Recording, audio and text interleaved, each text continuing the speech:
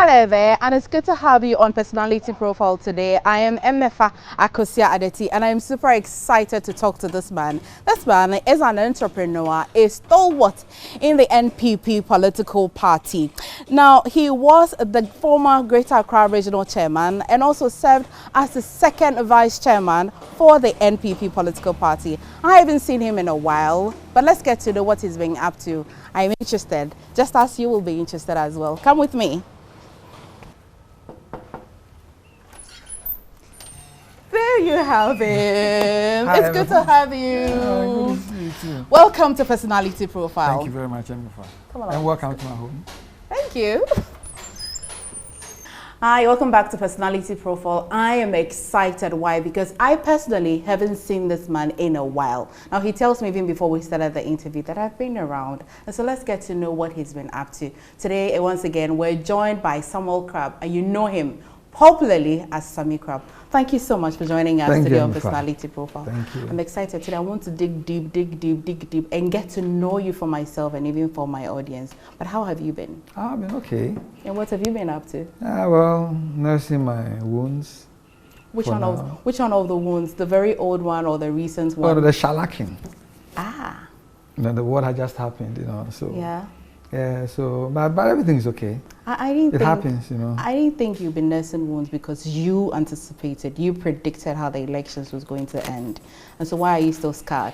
Yeah, I was hoping that it wouldn't be such, a devastating defeat, because if it goes too bad, it becomes very difficult for us to rebuild. But of course, the signs were there, very easy to see. When you do certain things, you face the consequences.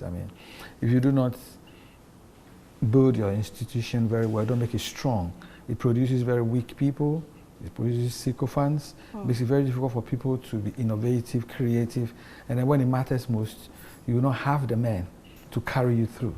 So these are things that have been known through centuries. I wasn't a prophet in saying that.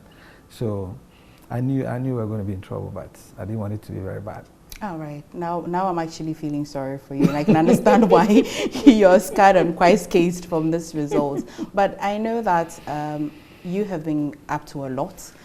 Let's start with you as an entrepreneur. Which one do you enjoy most? Being a political person or a politician, or being an entrepreneur? Which one do you enjoy most? Well, I love being an entrepreneur. But even within the entrepreneurship, I love being an innovator. Okay. I always like to see when there are issues, I look at the gaps, I come in and I organize resources to make sure we resolve them. Okay. And in the process to try to create problems for people. And maybe this is why you're being able to set up many companies, as we know, some that are even headquartered in the UK and all of that. We'll come to all of that, but let's get to know you. Where were you born? Oh, Choco. Ah. Do you know Choco? Right there. I know Choco. Yes, I was born in Choco. This sounds like Bibi Papa Bibi Nazareth about story. So you were born in Choco. Yes, I was born in Choco. And you lived there. You were born, bred, battered in Choco. Yeah, I was born in Choco. I lived in Choco, and we kind of moved to Mamprobi. Mamprobi is just Choco, like borders Choco. We lived in Mamprobi for a while, and then moved out to South Odoko Estates. South Odoko Estates is the borders Dansoma. Okay. Yeah. So that's where we lived for many years. Yes. And so in Choco, both parents, and then how many siblings did you have? How was life in Choco? Well, it was okay. Choco is not like it is now. Choco at that time, if you look at Choco and the layout, you realize that it was quite residential. And a lot of work went into it. Look at the roads, look at the streets. Sorry, look at the roads and look at the gutters. Choco was really cool at the time. Now it's a little, looks quite clustered. Absolutely, yes. But then it was not too bad. It was okay. The name Crabbe, what does it mean? I don't know how you want to turn it, but the name Crabbe is just koto. It's just that I'm not edible, So, but then it's Crabbe, it's Ghana. My mother is from Asene, and then my father is from Ngleshin. Okay. So I'm a typical Ghana. Okay. Yes, so that's the Crabbe name comes from there, and Nindwadewe. Is there a story behind the name Crabbe? And as your family many stories. I don't know which one is which. I don't know. No, they are fables, I think. Some of them come like say, okay, we were crew people, you know, like Liberia, you know, every Liberian is called a crew. And then we migrated, you know, tens of hundreds of years ago, whatever it is, and then came to Accra. Okay. Yes, but we are very much a part of the Ghana establishment. Okay, okay. And like, you know, generations and generations. So my father from Malaysian, as I said earlier, my mother too from Asene. Not Asin, Asene. Asene, okay. Asene, right there, Gamashi. Okay. Yeah. And just two of you mentioned? They have a brother and a sister. Yes, Charles, and then my sister Victoria. Okay, so altogether you're three? We are 3 years. Okay, but how was life? As you're telling me that Choco is not as it's not like it is today, meaning that was life very okay? Was it difficult? Oh yeah, was it fun? life, I think life was quite okay. I mean, my father started like anyone would, and he worked at the Statistical Services Department, and he was one of the first people to be trained in IT. So they took them to Ibadan University, I think IBM at the time. So he came out as one of the foremost IT guys in Ghana. Okay. And then he met my mother, who was also working in IT at the time, you know, you can imagine. And then they got married. My mother tells me that within 2 weeks, and they stayed to the end. And then some of us take time and then we get into trouble. So your parents met 2 weeks, they got married and they stayed. Are they still alive? No, my father died in 2014. My mother is still alive. Oh, it's good to know about your mother. So they stayed together. Ah. Yeah, so that's how I came to be. Okay. And then my brother Charles after me, and then my sister, my little sister. Walk me through your education, where you started. A little bit told me that you're still on with your PhD, and tell me how it's going. Take me through to and how we're going with a PhD. Okay. Yes, I was born in Choco. My father progressed, but we were a little privileged in a way. Okay. My father moved out to become CEO of Smith. At a point in time, I went to Richard School, you know, behind the Kempinski. And then from Richard School, I went to Prempeh College, the King's College of Ghana, you know. That sounds like my channel manager. Oh, yeah. Okay. Yeah, I think he must be a very excellent person. He is. Oh, excellent, excellent. That's really good. Because Prempeh College, you go there and you know, you are brought up to behave like a chief, you know what I mean? Although there are a few aberrations here and there, because I know you are going to bring things up. A few aberrations here and there, but largely Prempeh College, you know, is a place to be. So Prempeh College, then from Prempeh, I did international marketing, I did my MBA and started working. I came back to Ghana actually in 1997 and started working for a company called Capital Telecom. Okay. It's a rural telecommunication company. I enjoyed it so much. And so it means that between Prempeh and when you're doing your MBA, you were not in the country? I didn't do my first degree in this country. Okay. Yeah. Okay. So I came back in 1997 as a returnee. I gave myself 2 years, after which I would go back. Okay. And 2 years, things hadn't been too perfect, but I thought, well, maybe I should hang around. And so I hung around, and then I started building up and doing business here and there. And then I got my first major break.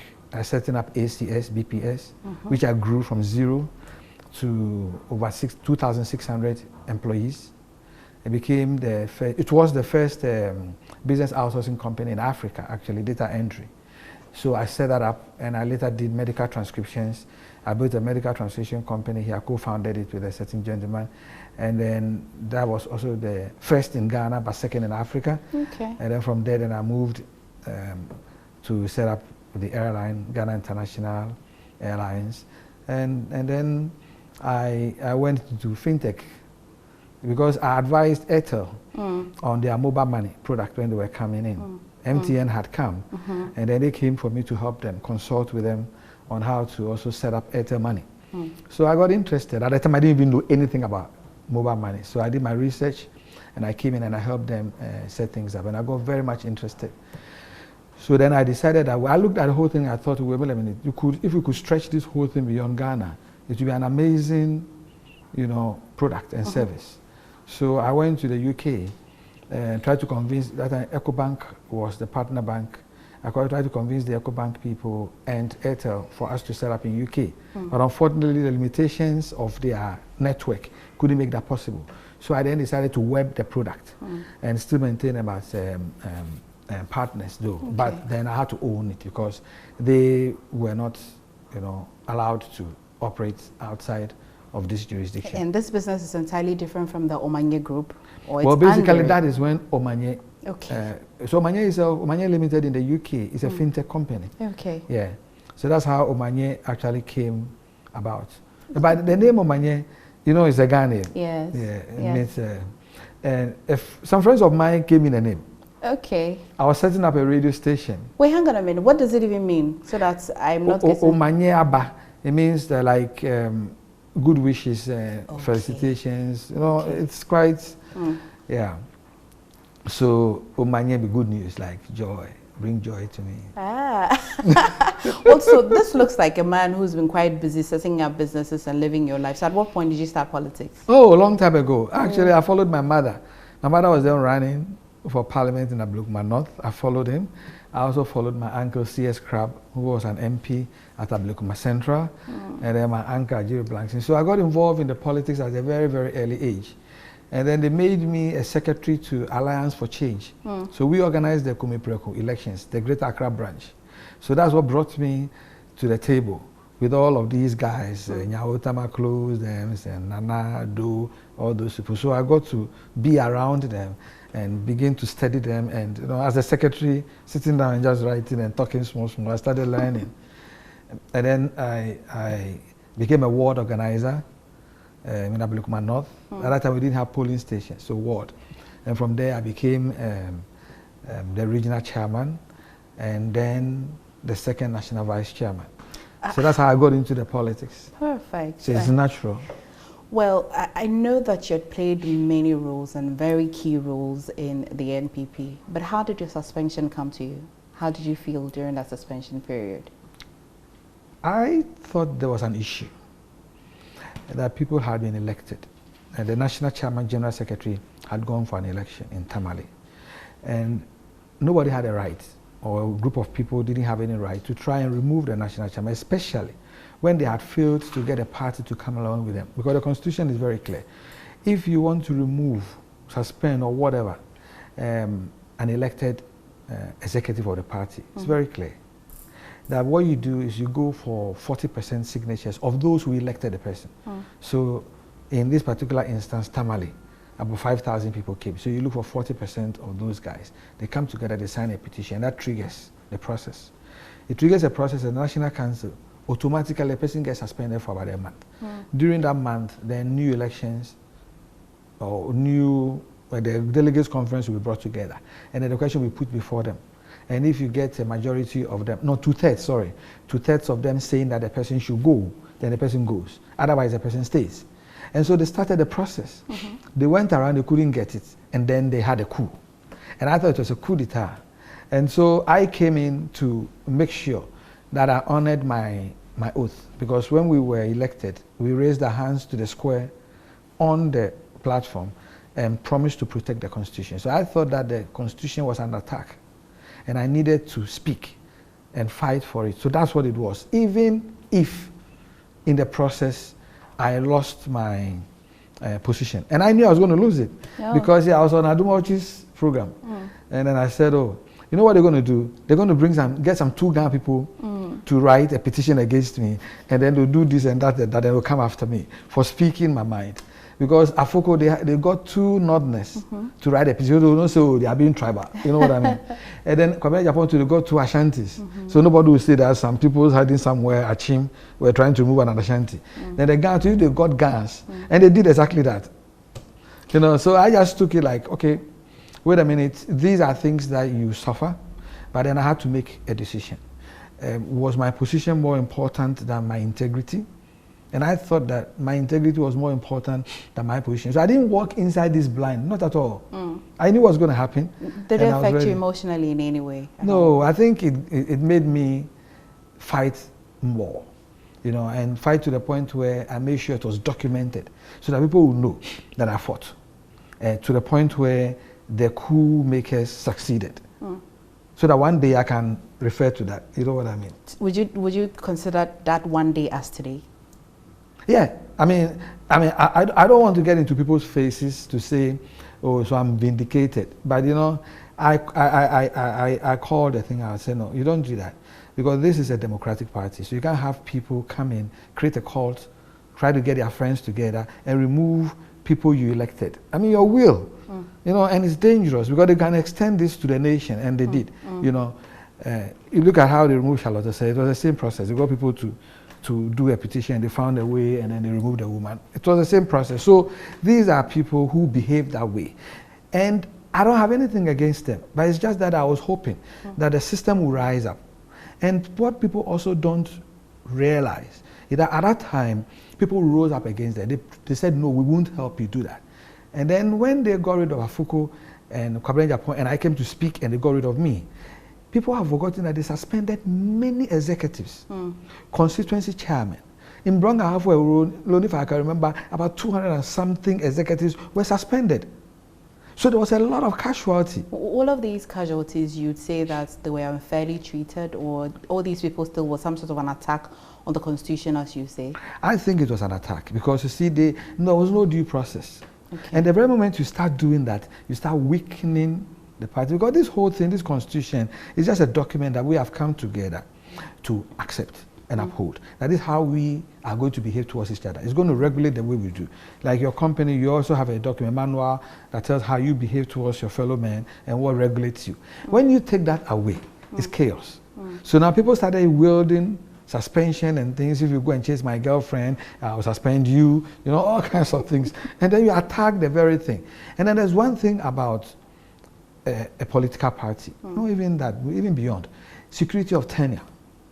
When people are elected, you need to make them feel that unless they've done something very grave, they are secured, so that they can make decisions. Today, looking back, would you do anything different? Oh yeah, I'll do it. Maybe I'll probably find a more effective way of doing the same thing, but I'll do the same thing. I will do it any day.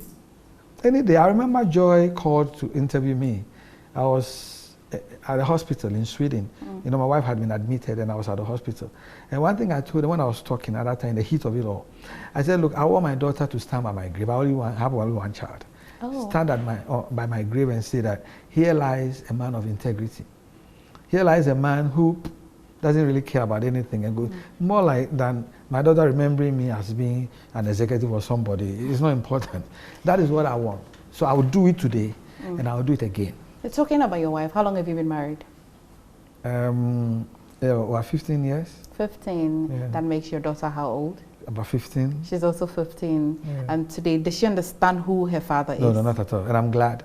Why not? Yeah, because it makes things real. You know, she doesn't really care about who I am. She doesn't really care. She doesn't live here anyway. And she does not really care. She was here in November. And at that time, the campaign, you know, the heat was on. I was trying to explain to her those things and what I do. She wasn't even interested. And I like it because then, to her, I'm her father. And to me, that's fine. Yeah. At the time you were on suspension, what were you up to? What were you doing? What kind of politics were you doing at all? At that time, we're still working and organizing. I was still moving around the whole country, talking to people, trying to get them engaged. You know, the fight then had moved from the front to the back.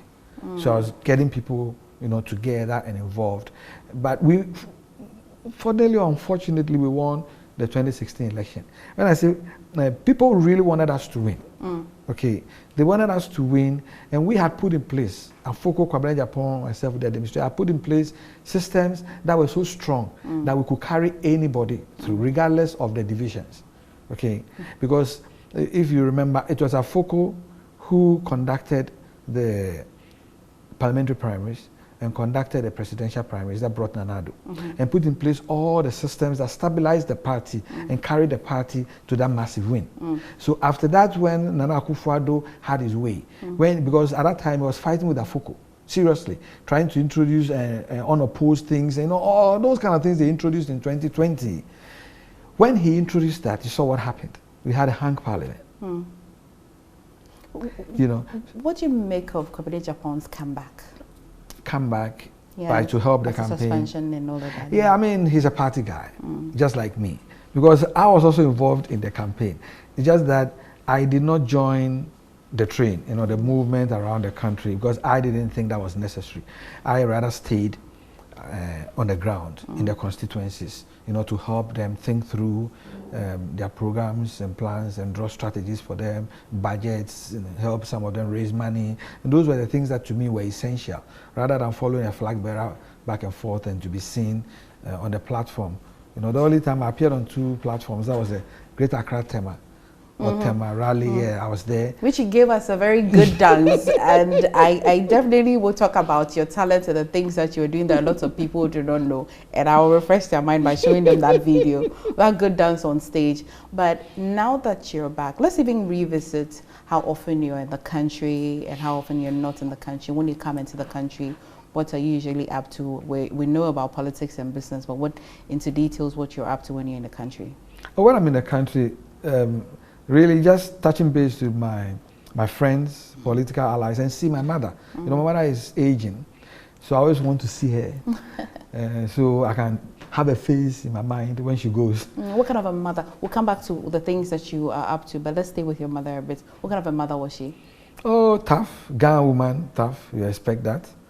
And so, but she supported me because I was a very bad quote-unquote boy. I was dancing, I was doing this. I was doing things that my father didn't want. So it was my mother who was standing behind me, getting the costumes in. So my mother did, and she also took me into the politics. My father was a very quiet person.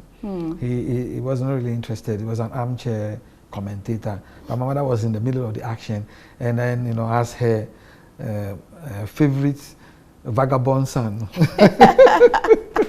And so I followed her. You followed her. You knew that you were going to do politics. Yeah. But at what age did you know that you were a dancer? Oh, I started dancing when I was in secondary school. Okay, in Prempeh College. Yeah, Prempeh College. Yeah, we'll be dancing. Then when I got out, I just brought it from the school to the public, and then started competing in the dancing competitions. Yes, I know that. Which one of the awards did you win in dancing competitions? Yeah, I won Summer Hats championships. I won some other ones out there, and I was runner-up, I think, in Black Caesars Palace. I was a finalist at Babylon. Now they call it Helion or something. How many years ago? So many years ago. It must have been the 80s. But then if you want to know, Reggie Rockstone. The other day he met me and he said, "Look, I'm going to release some videos about you." Maybe I should find Reggie and then hunt him for those videos. He was threatening to release videos about me jumping and somersaulting and those things. Do you still dance? I mean, of course, we've seen you do a few moves during the campaigns in summer, but do you still dance when you're quiet time? Oh, yeah, I mean, yesterday I was with some friends, very, very good friends in South Odogo Estates. We came together, and I was sitting, I was dancing a little bit, and they were encouraging me, They were trying to remind me that actually, we used to carry your bag and things, so I had to, entertain them small, things like that. And then my daughter too, I was teaching her how to dance. Apart from you teaching her, can she dance at all? No. She didn't take anything, your gene at all? No. Does that make you sad? Yes, indeed. I was teaching her the moonwalk, the backslide, and things that should be there like this. That's a Bruni Asa.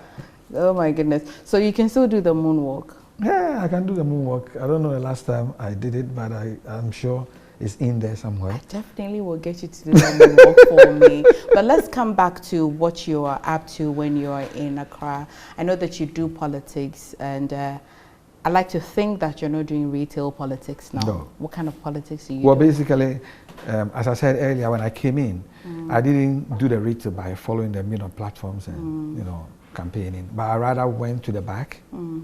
So I was helping them engineer things, put in place systems. So I saw a whole lot, and I knew we were in trouble, largely because of what I was seeing, and I was bringing some of them up, and it happened, So the tsunami hit. The tsunami, I know. You're watching Personality Profile, and today I'm getting up close with Summit Crabbe. We'll go for a quick break. When we come back, the fun begins. Stay.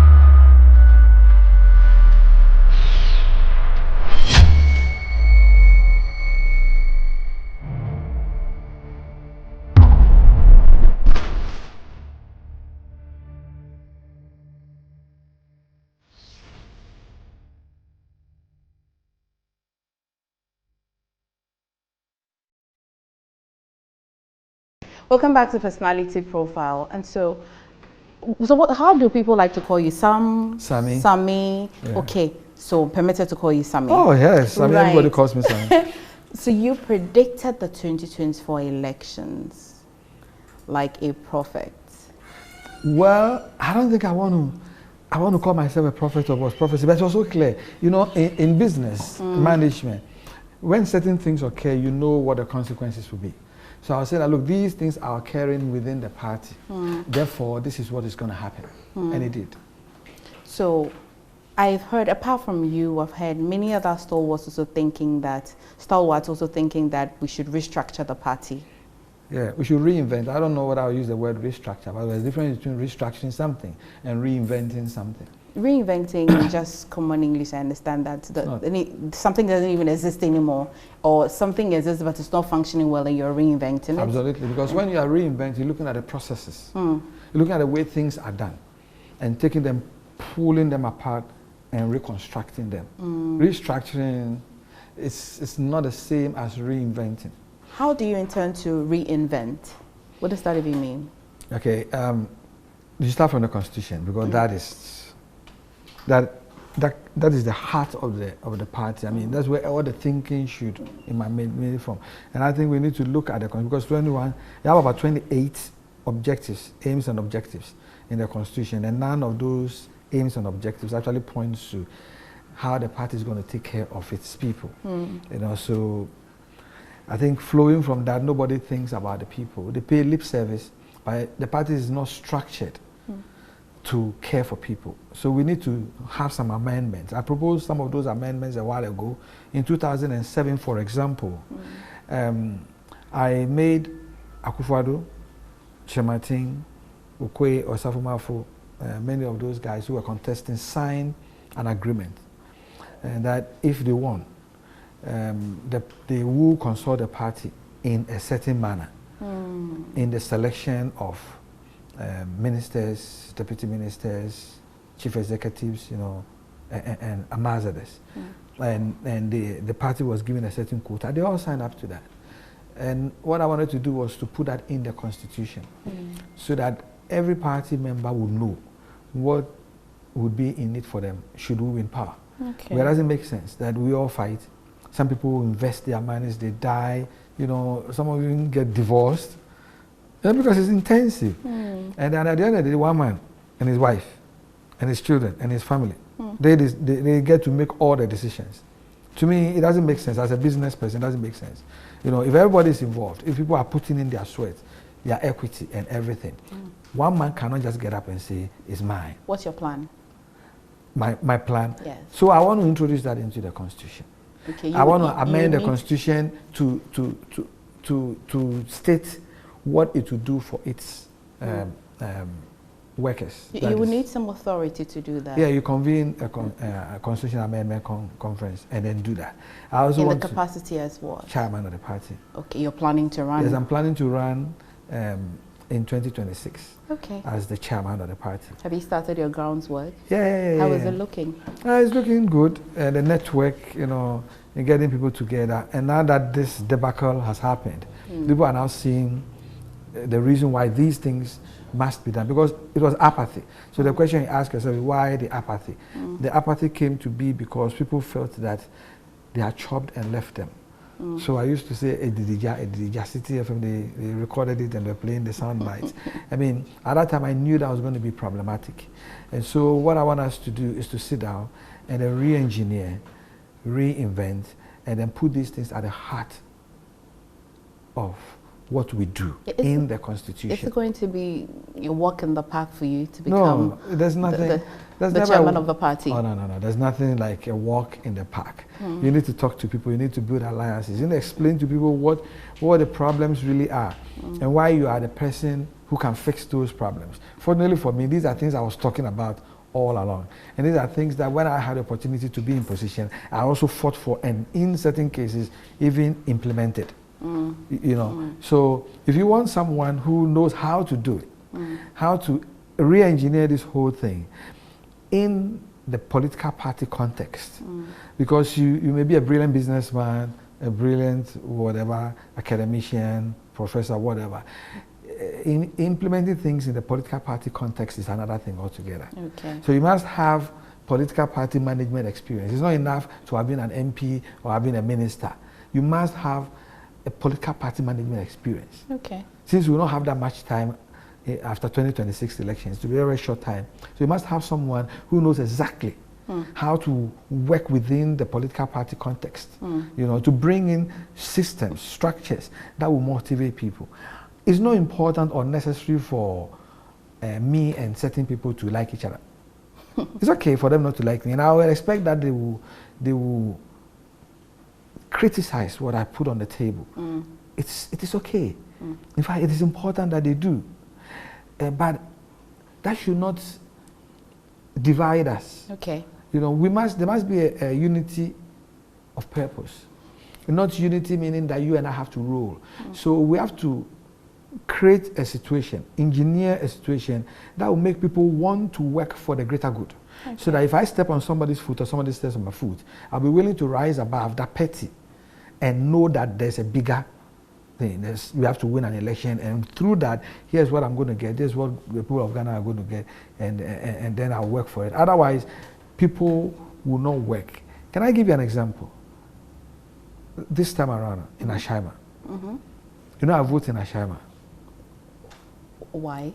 Oh, everybody's eyes go there. That's why I vote. The why is why I vote in Ashaiman. Because people leave these orphan constituencies. So I have a place around Tema. So I registered to vote in Ashaiman. And so I was in the midst of it all. Okay. On the day of our election, 7 a.m., we didn't have polling agents for about half of the polling stations. That is the problem.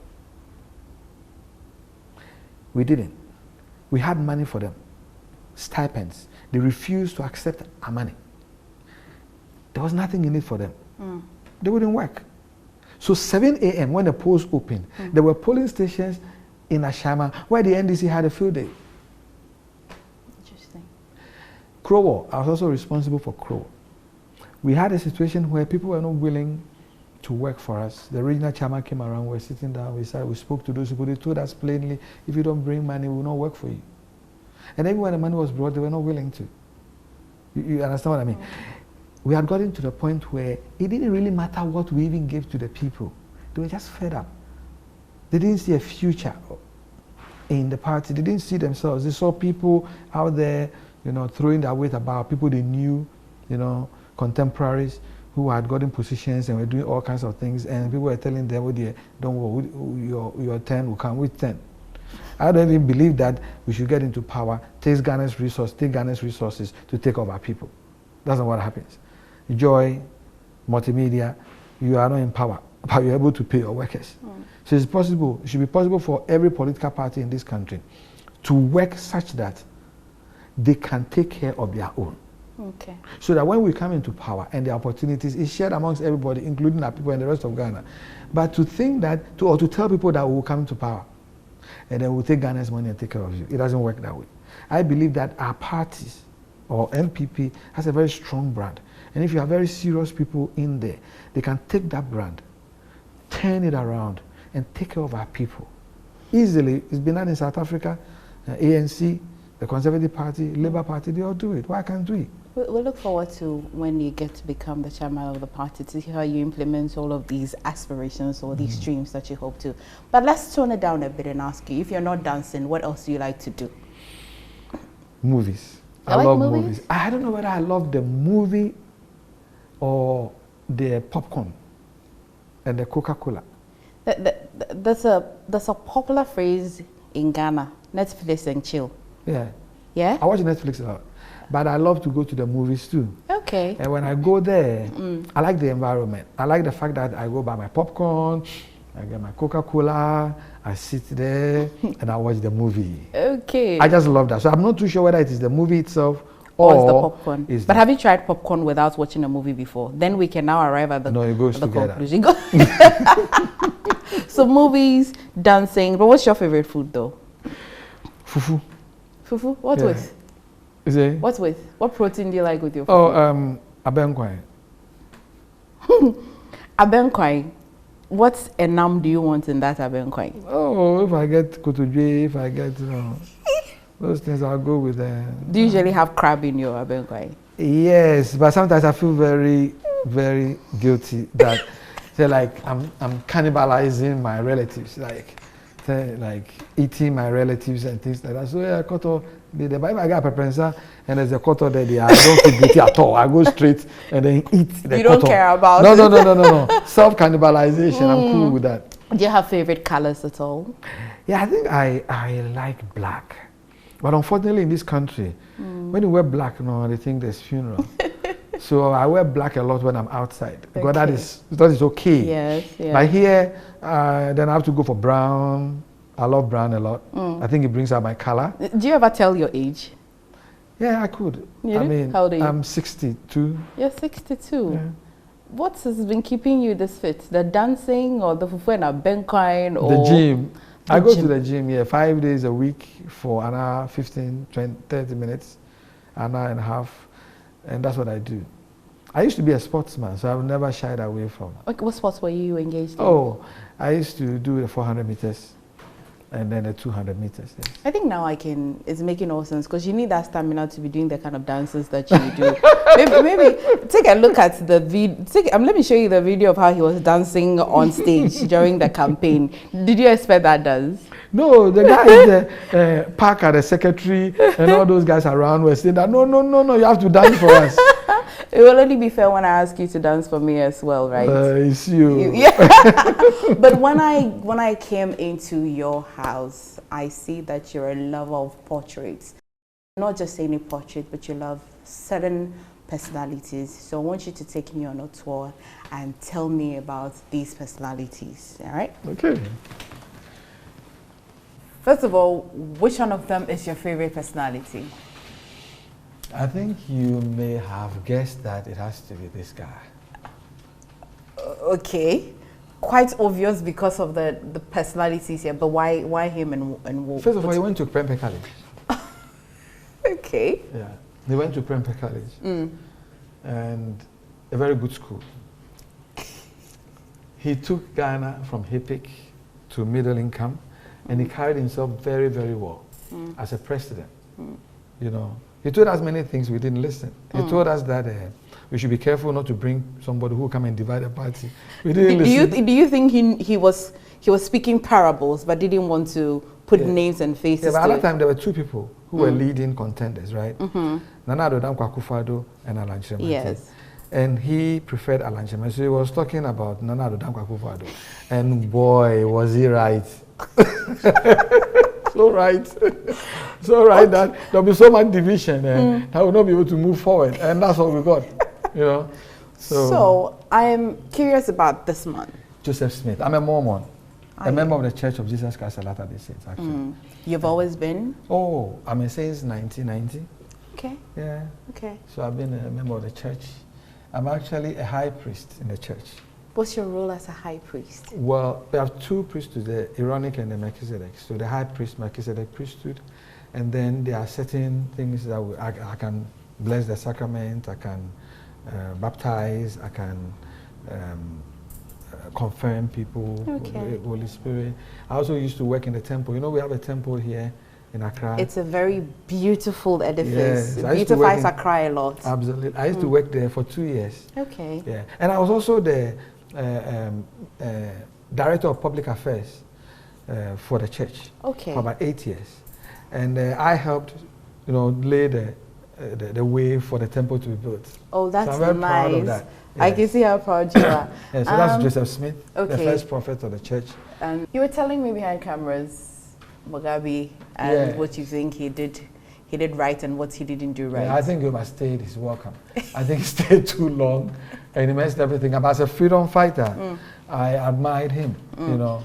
And as I said earlier, he was trained in Ghana as a teacher, married a Ghanaian, had a child buried here, and went over there to fight in the trenches and won independence. I think he made certain decisions that have actually made Zimbabwe very poor and a pariah state right now. And all the problems that are in Zimbabwe, I think they come from him.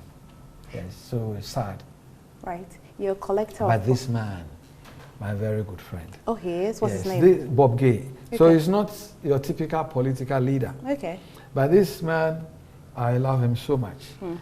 My friend, my partner, and almost everything. He's American. Okay. And he, have you heard of Mitt Romney? No. Okay, an American politician. He even ran against Obama. Okay. Oh, yeah, right, yes. So yes. he and Mitt Romney founded Bain Capital. It's a venture capital company in America, about the 4th largest in the world, in America. So they founded it. He also has, it's a multi-billion-dollar company. Then he's got, what do you call it?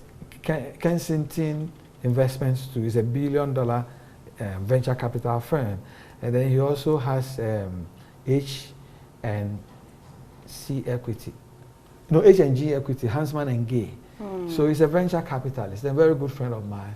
And I like him because anytime I come with some crazy ideas, then he finds a way to fund them for me. Apart from that, he's a member of my church. Okay. He's a member of my church as well. Okay. So I love him. So I say, I don't see what you see in me because I come and do all kinds of things, and then you always are there for me. I love President Gay very much. Apart from that, his personality, I really do like him very, very much. I love your portraits. Maybe next time when we visit, maybe you would have added new ones, added more, and then we can even continue from there. You keep subtracting that. I probably will subtract some of these. What song are you going to be requesting for our dance? Oh my goodness. And you will teach me a few steps. I know that I can do better with my dance steps, but what song would you prefer?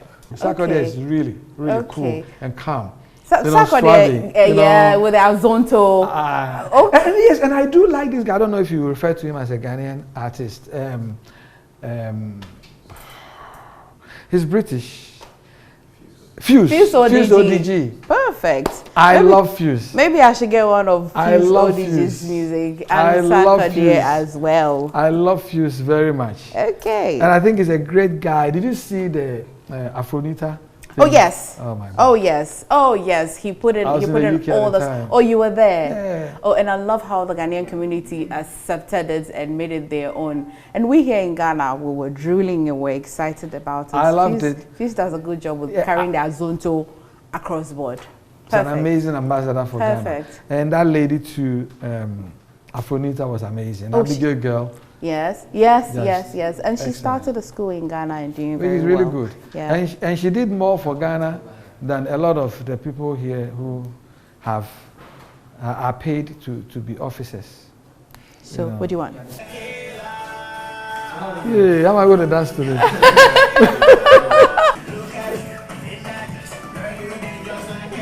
This one, we can't do more work on this one.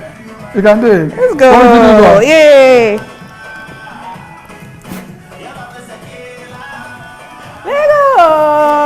Thank you. It's a pleasure visiting you in your home. Thank you so much for talking to us. We wish you all the best in your new quest, and also we wish you all the best with your businesses. Thank you. That's it for Personality Profile today, and thank you so much for watching. We'll see you again.